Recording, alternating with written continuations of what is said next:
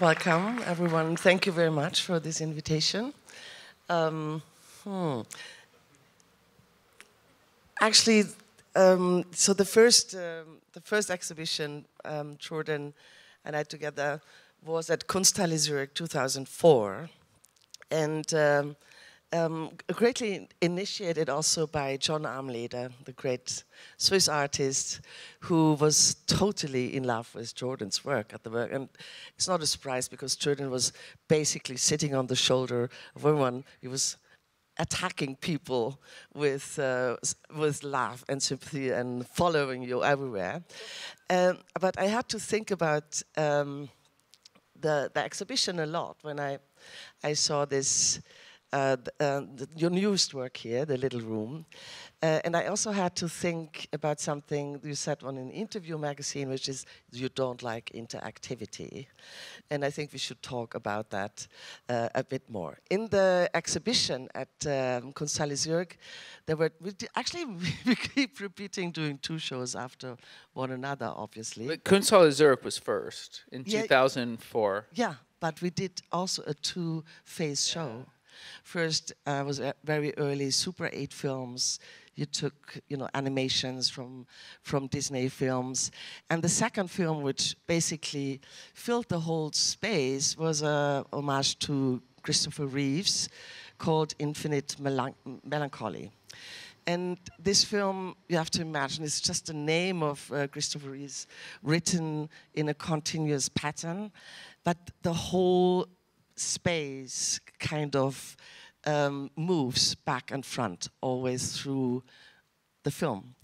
And it made me think about many other works you did later on, which all involve the body of the viewer or the body of the spectator in the work in different ways, always different.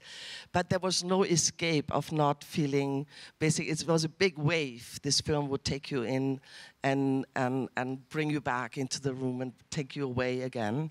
So maybe you can talk a bit about this early film. This was from 2003, if I remember right. And then a whole series of works came later where the body itself was in the space, like female figure, the colored sculpture, then the cube body sculpture, and now Little Room. But I would really like to hear from you a bit more about that involvement of the viewer, spectator, visitor on a physical level into the work and how you see that development to now. Sure.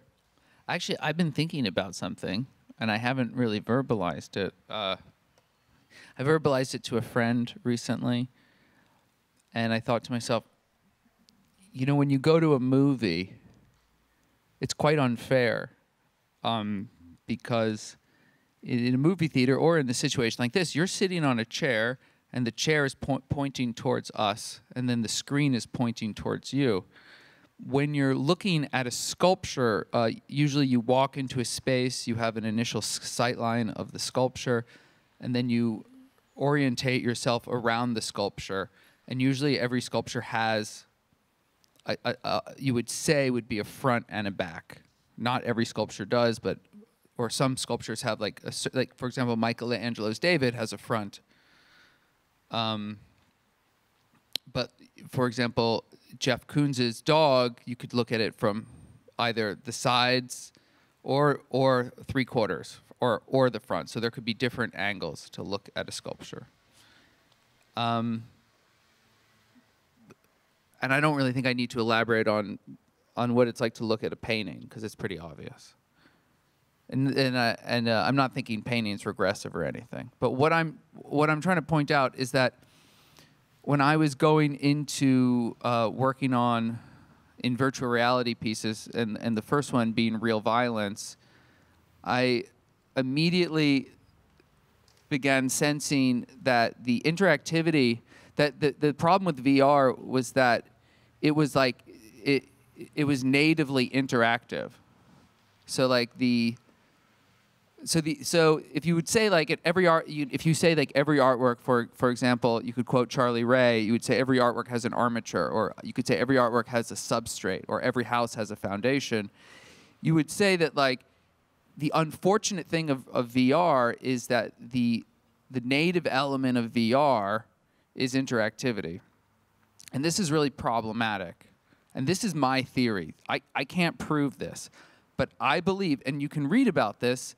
But you actually can read about it because Marshall McLuhan talks a lot about this. But I believe that when we look at art, there's a certain type of passivity between the viewer and the object. And if you look at art and the passivity becomes active and interactive, I think you lose a kind of almost like a bridge, like a kind of almost like a formal bridge that communicates between the work and the viewer. And so sometimes you walk into a science museum and it's not art because it's pedagogical and it's interactive.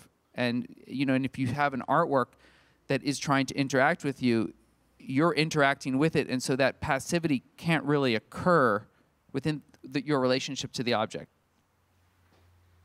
So the problem with VR is that it's natively interactive, and it's really difficult. And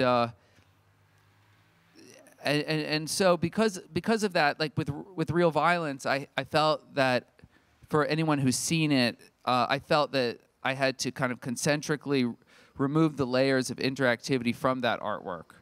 So initially there's a distortion where the camera inside the VR rotates, right? And that's without the viewer changing his or her own orientation.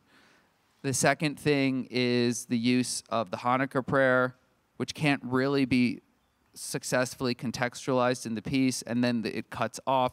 And then there's also the witnessing of an act of violence without any context.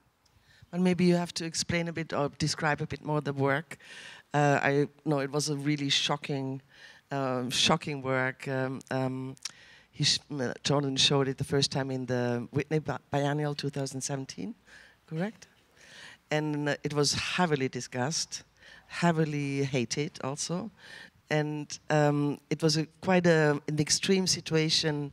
You would go into that viewing situation with the VR film, where your body was in there as an avatar, but of course one would wear the glasses. You also wear downstairs now. And there was kind of a fence situation where you had to stand in to be behind, kind of fenced off from that, brutal situation that Dan was exposed in the film. Basically, with Real Violence, I wanted to take this hypervigilant reaction to violence, and I wanted to kind of treat it like a ready-made or treat it like a sculpture. And so I was trying to reactivate a kind of hypervigilance in the viewer each time they viewed it. And I think a lot of people were upset because I was activating their nervous system in a very unpleasant way, in a violent way, with violence. And one of the things that viewers have the tendency to do also is sort of you look at an artwork through your own lens. So whatever story of your life and your traumas, the good things, the bad things, you'll see an artwork through that lens. And that's one of the great things about art. That's why it always looks different to all of us. But anyhow, to get back to interactivity, it was really, so coming into Little Room, is that okay that I'll segue into Little Room, was that Little Room,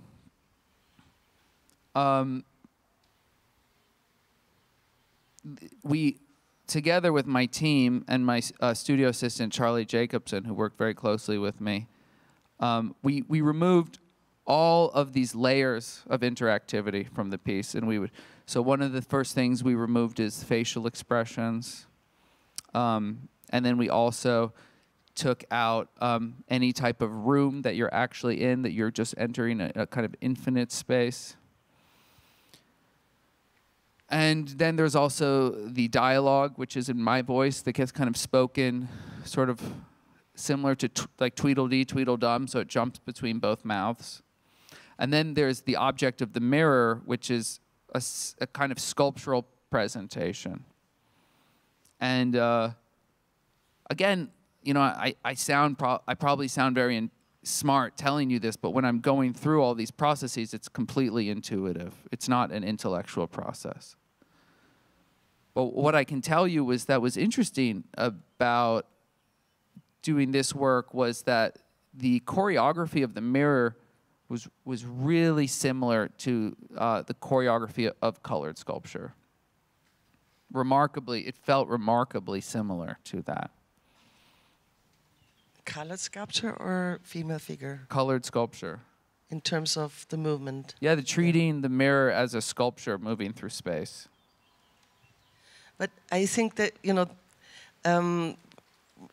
sorry, to go back to the Christopher Reeves film, there's elements that come back in all of the animatronic and VR films, which is the contact through the eyes, for example, and then a very, you know, an imperfection of the technology producing illusion.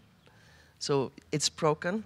The illusion it could possibly create is always broken. Either you see the armpits or the shoulder, or in a little room, the scan is so that you cannot stop thinking about how this image is composed. You know, like you're a collage of images, really.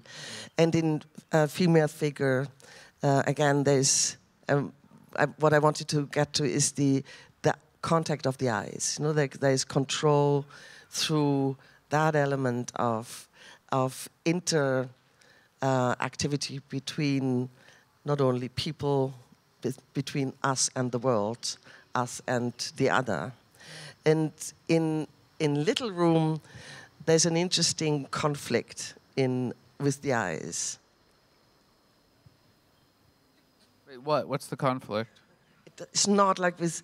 No, maybe there's no conflict, actually, but there is a similar disillusioning moment like in female figure. Where you look at yourself. Yes, you look at yourself. But of and course, in female figure, you look into the mirror. Female figure also looks into. In colored sculpture, you look into the eyes of... yourself. The self. Yeah, yourself. Little Room. No, but you look at yourself. Someone's wearing you and you look into the eyes. But not in colored sculpture. In Little Room, you do. Yeah, in Little Room, you look at yourself.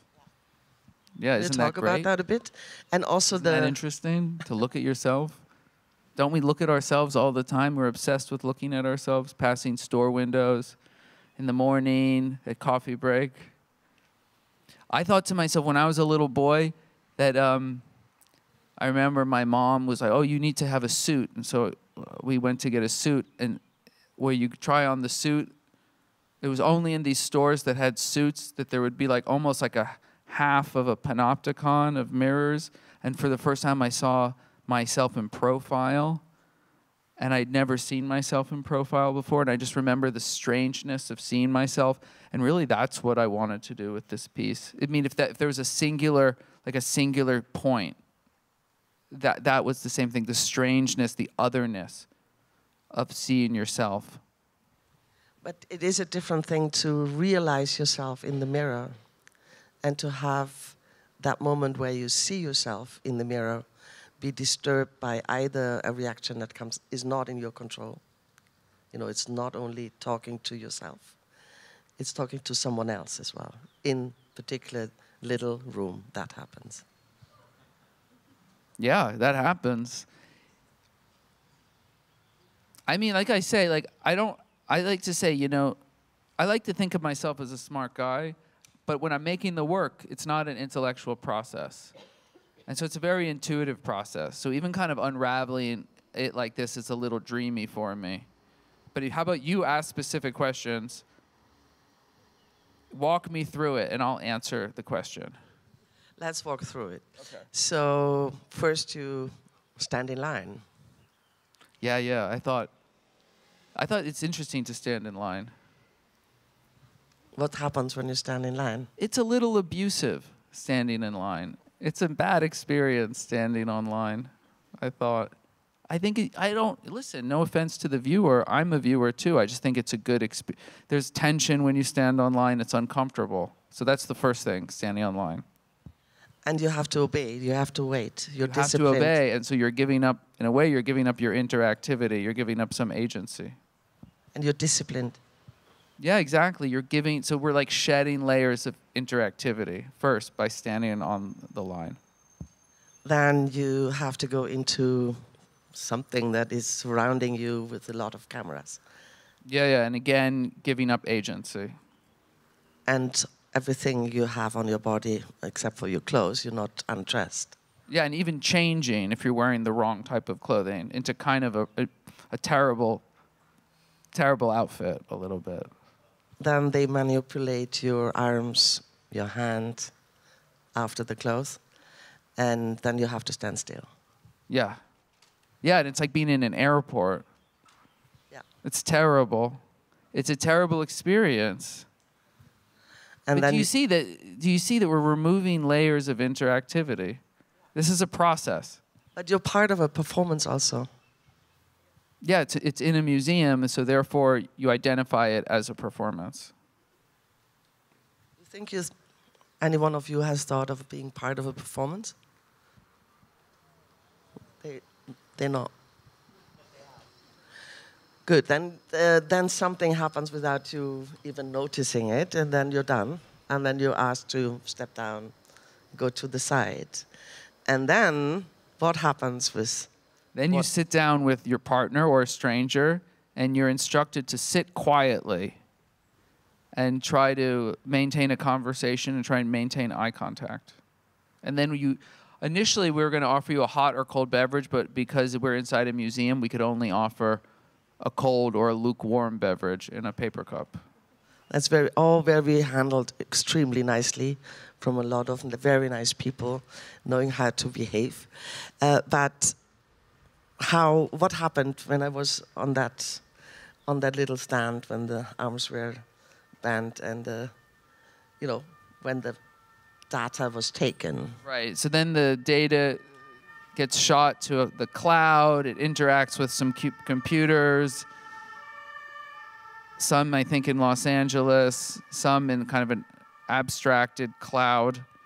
And then the images come back together and they get put together. So 96 images come and get put back together and create a model of you. Then that model goes, and that's through using artificial intelligence. So it's putting your body together. And then another thing with artificial intelligence puts a skeleton in you. Or what we call a rig. So your body gets rigged. And that also includes putting eyeballs in you. And that's why when you sit down, you write down what color eye you have. So the eyeballs are not scanned, photographed, or whatever the process is? No. Why not? Because it's not possible to do that at this point. But also the eyeball would be a flat image, right? And we need to rotate this eyeball. So if we scanned you, the eyeball would be like a flat image, like an image on a T-shirt, or just a concave image. You're very friendly. People working with you have told me several times how impressive the speed is, the data being put together to an image. Just 10 minutes. We started at 13 3 weeks ago, and we've gotten it down to 10. And the specific way of the scan of you is taken is a photographic process. Right, it's called photogrammetry. And why is that? Why is what? Why is it photographic? Why it's not a scan? Because we're using a photogrammetry scanner. And why do you? Because in terms of us putting the image together in this particular manner and rigging it, this was the best way to do it. And allowing speed. Yes. Allowing speed. It's quite, once you're there and you're being put up, you get up, your partner or the person whoever is doing the experience with you, putting on the VR, how you call that? Headset. Then it's scaled somehow. The space is scaled. You're standing in, and then suddenly your image appears. Opposite. You're looking at your own image, but it's not a nice image. It's a very. You look like someone has done the photo collage wrong. So it was for me. A very, very, very, almost uncomfortable way of constructedness of a body. And the eyes are very irritating too. So when we imagine VR experience, we always imagine that there is the reality we enter, which is the second reality, that we actually totally get into that immersive experience of another reality. That did not happen for me. I looked at an image which I very clearly identified as not an illusion or an avatar, or I looked at something that is constantly in construction and trying to, trying to become an illusion, but it never happened. And it didn't happen for several reasons, not only because it was like a collaged body, a collaged image also, but also because suddenly there's mirrors coming in again. Can you tell me why you didn't aim for a more illusionist experience? I don't like art with tricks. I don't like tricks. I think tricks are very bad. One of the things I really dislike in art is when people make things, or they make things. I think the Via Selman show is fabulous, and I'm not talking about her work. I'm actually thinking about other artists, more more postmodern artists of my generation. But I don't like when people make things illusionary. But I believe Via Selman succeeds in this, especially with this the thorn cane. It's fabulous. But I don't like when there is a trick about like weight and volume, or I don't like illusionary things in art. I think it's more difficult not to play tricks. And why is that more difficult? Because you have to get to the emotions, experience? No, because you can't really excel the material from which you're working unless you accept the material from which you're working, I believe. And if you look at artists like Donald Judd and the way he treated material often in relation to its surface, and then you looked at someone like Carl Andre, who was interested in the essence of material, but both of them in a way are accepting the material. If you look at art, for example, of course, if you look at Bruce Nauman, there is no tricks in that work, or it's most difficult. The most difficult things are often the most simple, shrewd, and exposed.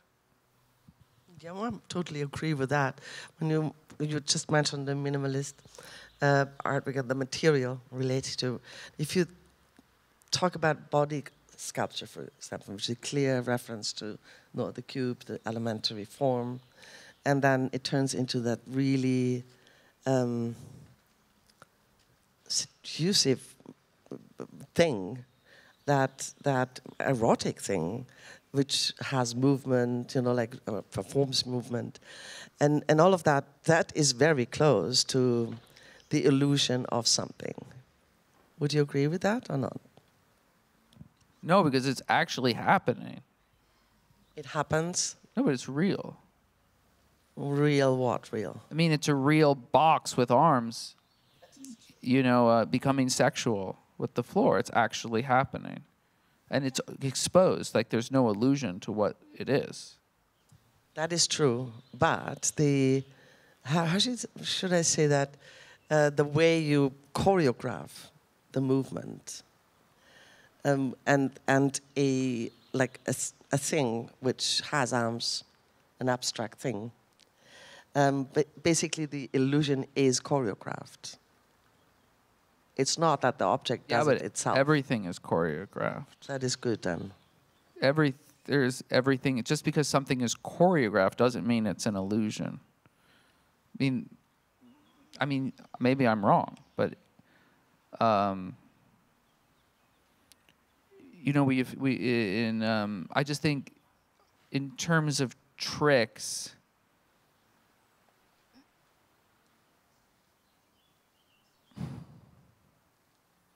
So, for example, immersive installations. You have been using animatronics, a lot of these new technologies, and of course, you could do much more, probably technologically, much more the as if or the illusion, and you always make a decision of maybe, as you just described from Naumann, to stop at the moment where things are showing themselves also, showing that this movement is happening. You know what an illusion is? I'll tell you what a really horrible illusion is. Sorry to be biased. Some people say to me, "Oh, is the robot going to do something different for every performance? And if it did that, that would be an illusion." Do you understand what I mean? It'd be because you're saying suddenly, I'm saying, no, this is an artwork. Every time you see it, it's the exact same thing. And that's what I intend. And now, if it did that, it's like, no, I'm not making the illusion that this thing is actually conscious. That's very interesting. But let's go back one step. So let's say the trilogy of female figure, color sculpture, and body sculpture. Then there is real violence. But what was your specific interest in Little Room as a setup where, actually there is two people in that same experience together? I thought that the idea of wearing someone else's body and at the same time viewing your own body, and viewing your own body, and then there being a mirror and being able to look at your own body from different angles was a compelling scenario.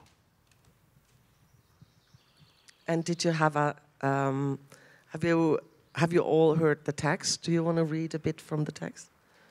It's when I heard the text for the first time, it made me actually think of the great writings of Jenny Holzer also, when she wrote about the Yugoslavian war and the relationship of the victim and the oppressor. You're laughing? Boy? No. I'm waving to my friend.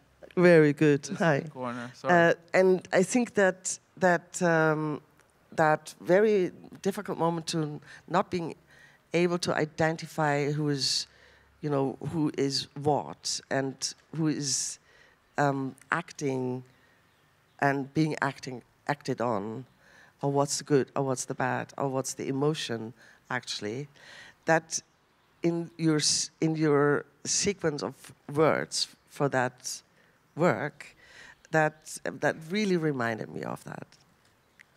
Can you talk about it? It's about relationship, but also family relationship, father, mother, sister, love and hate. Yeah, it's hard for me to talk about it again because it wasn't an intellectual process. It was very intuitive, and for me, it was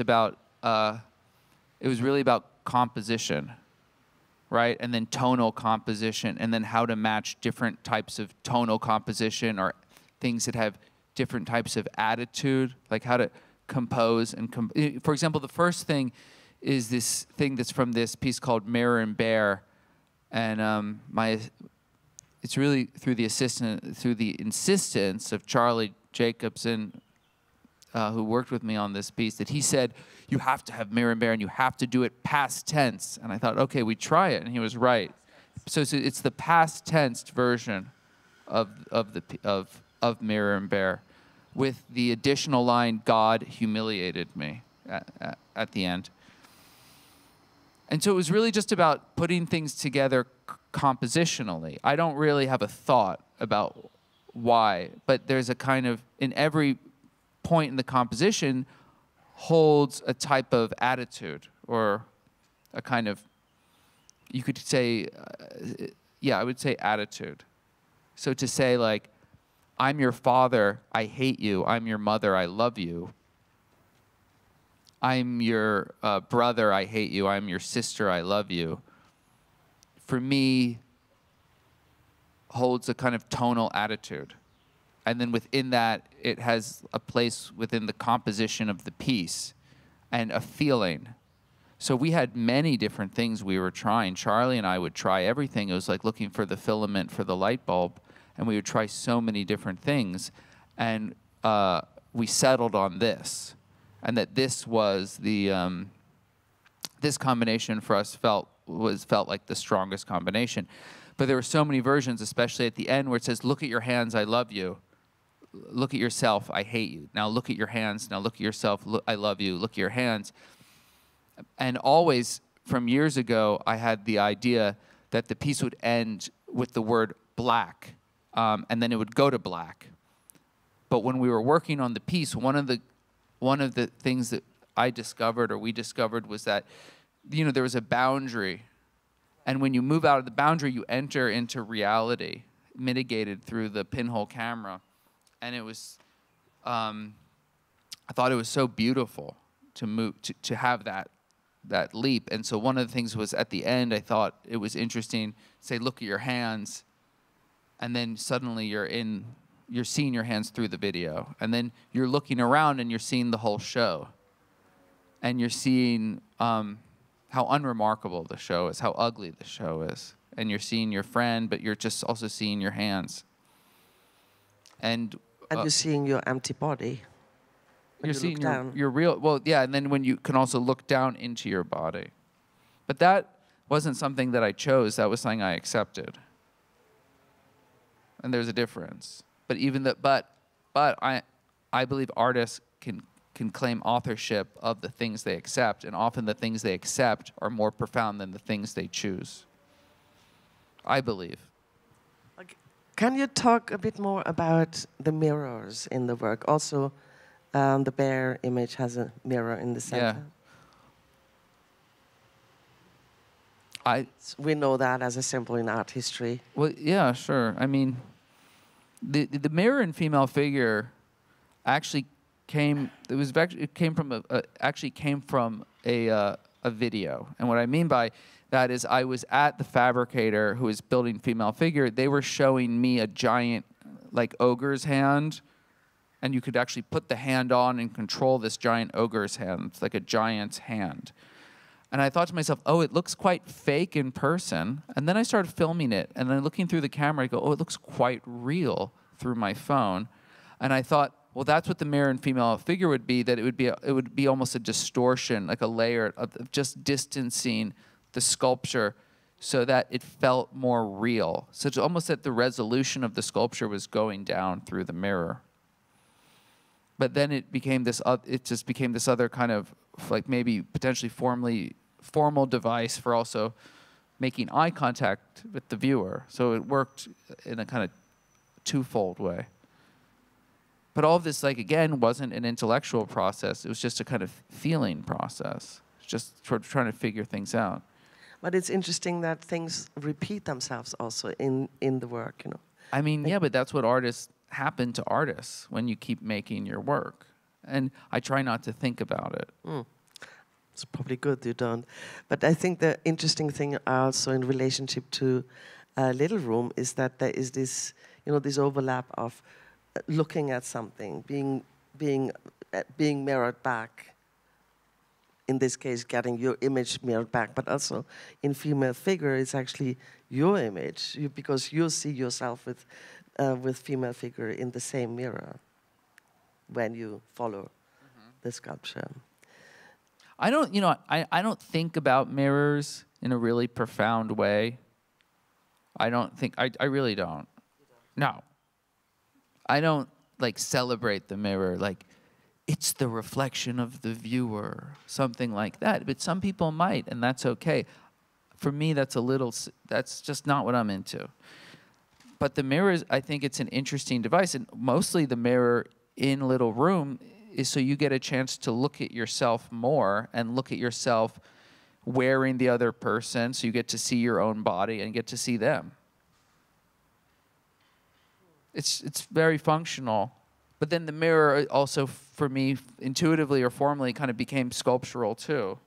And there was also this version of the piece, and I didn't end up using it, wherein the mirror, there was more of this fast mirror movements to the point where it became antagonistic to the viewer. And then there was almost this dimension of the mirror having a kind of a consciousness, more than what occurs in the piece now, where it remains kind of vacant. For the people who have not yet done the experience, what do you think the best constellation is to go into it? I mean, who have? Who have not yet. Wait, what do you mean? Oh, also the ones who have done it and might want to do it again. Is there ways of getting the most out of it for yourself? Oh, you're giving me advice for the view? Well, no, I'm asking you if you can give advice. I will give a little advice. I will, actually. And it's you probably won't like what I'm going to say. I would say, try not to play around. It's not a lot of people come into the piece, a lot of people go to art museums and it's okay, and they're trying to relax. What I love about the Art Basel audience is you guys are really tough, really hardcore art viewers. And no, you are. You're really, really. It's just like, can you imagine? It's like a literary convention with people who love reading so much. Do you know that you guys love art? You love looking at art, and I don't mean to sound elitist, but you know how to look at art. I mean, obviously, if we're working in art and this is our business, we know we have just a little bit more experience looking at art. So my advice would be, and it probably sounds a little boring, is if you do the piece, don't. I would say treat it more as an inward experience rather than a novel experience. And in that, I would say, look, if you want to play around, but you might not be able to follow the piece. And I don't know if it's important to have the experience that I intended for the viewer. I really don't. But if you would want that experience, I would say to almost just focus in the piece and not turn it into a kind of a novel, interactive experience. Have you asked children or young adults to do it? Yeah. How's their reaction?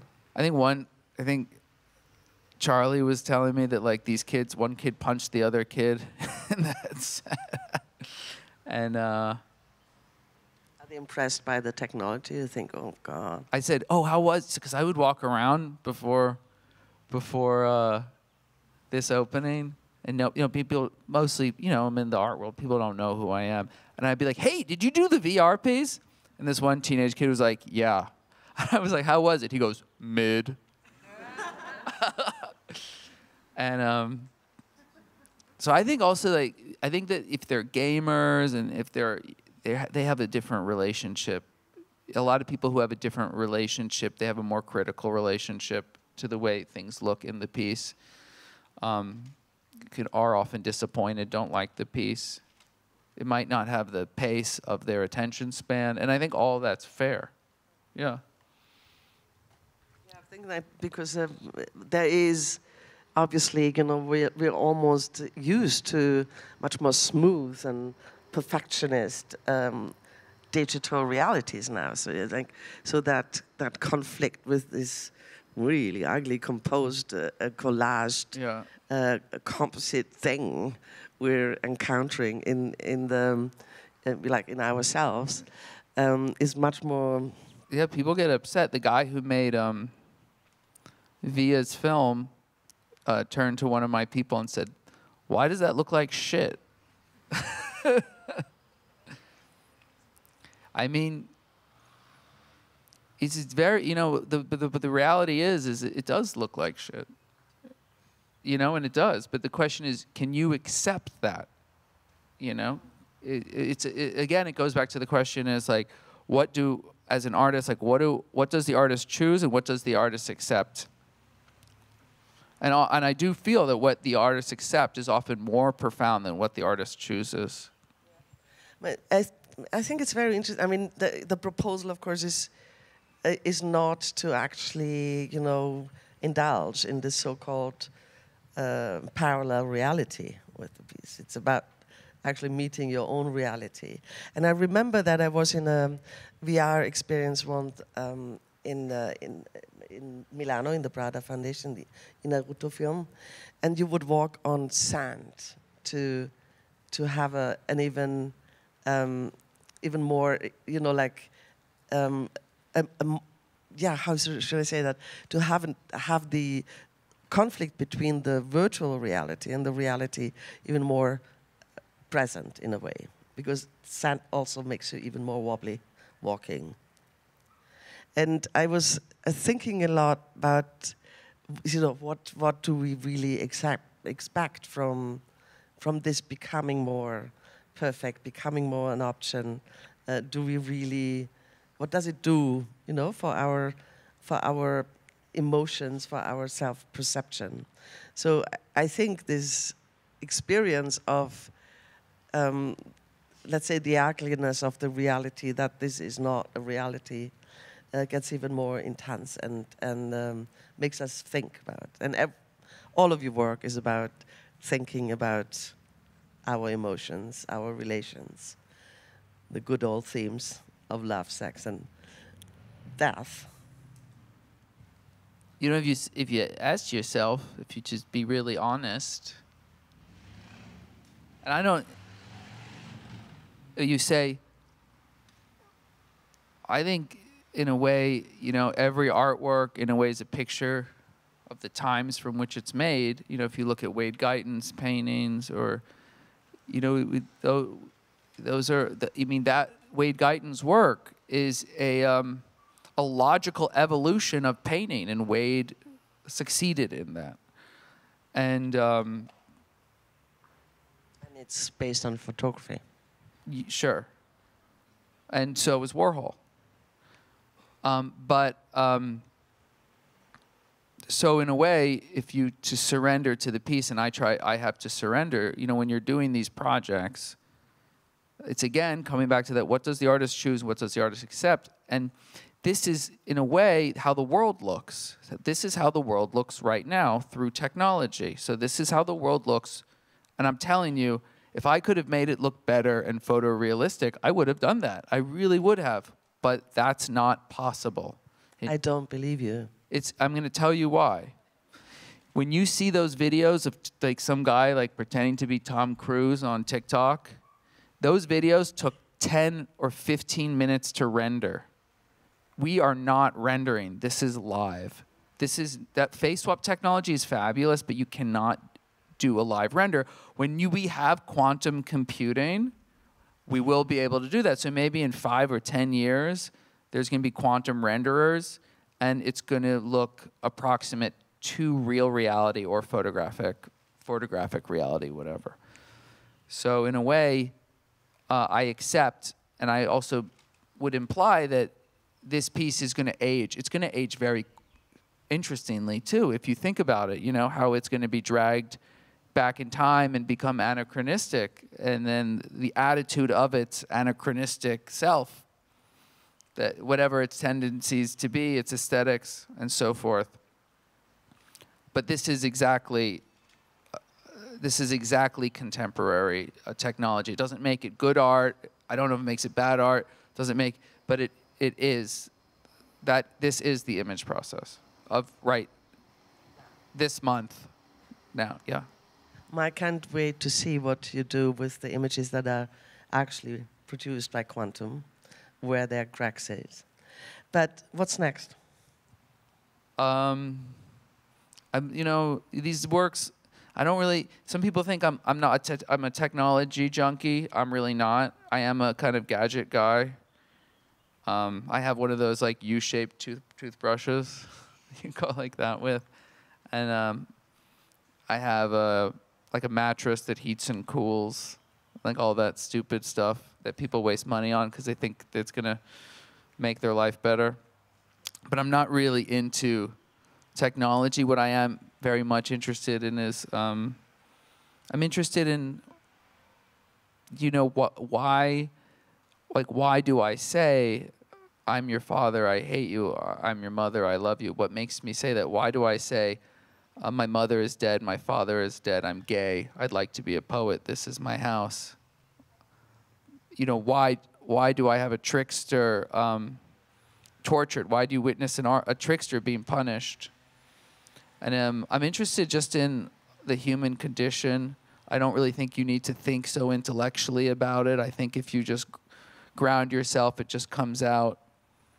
When I was in high school, I was in this art competition, and the person who won just like painted an apple. And this guy came and said, "Oh, you would have won the contest if your painting wasn't so weird." And it was just like this my whole life, that things were just coming out weird.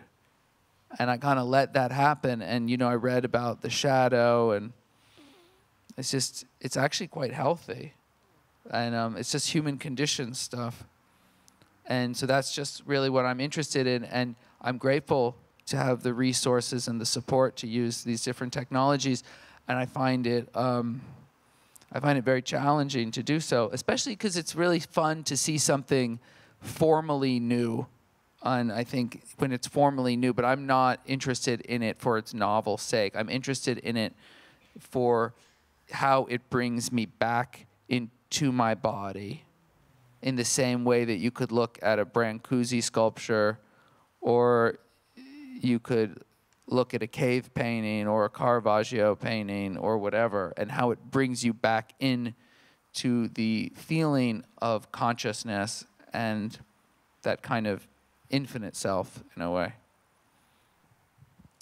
Thank you. Should we open to the floor? Is there urgent questions you want to ask Jordan? I'm not sure even was that planned, but we're anyhow doing it. Hi, so nice to meet you. You talk about father, mother, but what was very surprising for me, God loves you, God hates you. Okay, tell me about this. Why?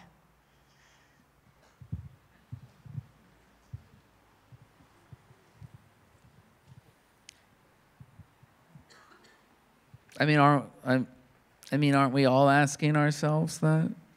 Really? I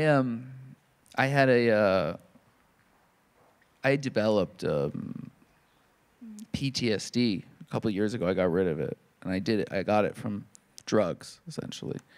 And I remember visiting my parents, and really, I was very activated in that feeling. And if anyone has it, they know what it's like, and it's just terrible. And my mother, when I was a kid, had made this thing called the Lonely Bear. And it was exactly like Mirror and Bear, and you can see it at Sadie Cole's booth. And it actually originally had my name. It said Jordan on the chin. And I looked at it, and I just heard, God wants to kill me, God wants to rape me, God wants to burn me, God wants to police me. Because I felt, I don't know, that's what happened. And the thing about that is, even if I'm in a state like that, I'm still a professional artist. And one of the things you do is you need to listen to learn to your, you need to listen to learn, you need to listen to your ideas or your intuitive downloads, and you need to kind of catch them and hold them and then do them. And that's really all my work. Everything you see in my work, from female figure to raspberry poser to little room to body sculpture, I'm not sitting down and thinking about it. I'm just receiving it. And anyone who has the creative experience, this is not unique to me. This is just how it goes. And so I get it. So, you know, I get it, and it goes through me, and it comes out me, and I accept that. I'm not trying to change it. I accept that. And I don't do something in my work because I think it's a better idea for the audience, or I think it's going to make me more money. I do the thing I'm told to do from wherever that thing comes. Thank you so much. You're welcome. Well, very interesting. Thank you very much. Also the honesty. I have a question. I mean, the first virtual room that has ever been created by mankind was a mirror. So it is an illusion by itself, right? Because it turns things around. How do you look at that? Wow, I didn't know that. I think that's fabulous. Oh, an infinity room. Exactly. Oh. Well, we couldn't do that in this piece because we would have broken the computer. Because it reflects. I tried. There are tricks to do that. I asked. Mindy said no. There are tricks. Over there. So I don't really have an answer for that. But what's interesting, what you're talking about, and you don't need it, is that, or what I think you're talking about, is that, you know, often, or always, I'd say, and this idea of seeing the world, you know, through a distorted lens, right? Seeing the world through a distorted mirror, a funhouse mirror, and how our bodies change in the mirror. And often through distortions, we'd like to think that we see the truth of the world, you know, and that's what, you know, essentially that's what art does. If you look at Van Eyck, the Arnolfini marriage, you will see a convex mirror in the back, and that extends actually the room, so you see more than you would see otherwise. You see it even from the back. Yeah. Yeah. I know that one. It's a good one. It's a really good one. Right, anybody else? Can you explain again, are you an artist who accept or who choose? Oh man, it's so hard. Because you want, you know, you want things in your work, you want to do things in your work, and then the work wants something else, and you have to do the thing the work wants to do. Or, you know, the funny thing is, like, you think being a professional artist or a filmmaker or an author or composer, you think you'd become a master of the medium. But you don't. You're just a servant to the medium. And once you really understand that you're in servitude to the medium, then you're given these gifts of intuition, of acceptance. I mean, go look at that Warhol painting in there. That's acceptance, right? Of the Last Supper, that's acceptance. The messiness of it, you know, he didn't make that. He accepted these things would happen because the studio assistants were making these things. He accepted it. He accepted. And this is what excels the work. I actually think that's... is there more questions? Because it would be a really nice ending. There's one more question. Oh. It's from that guy in the red shirt. He's got his hands up right there. That's Charlie. Charlie, stand up for everyone. Can you just give Charlie... Can you stand up and just everyone give Charlie a round of applause? This kid is fabulous. I love this kid.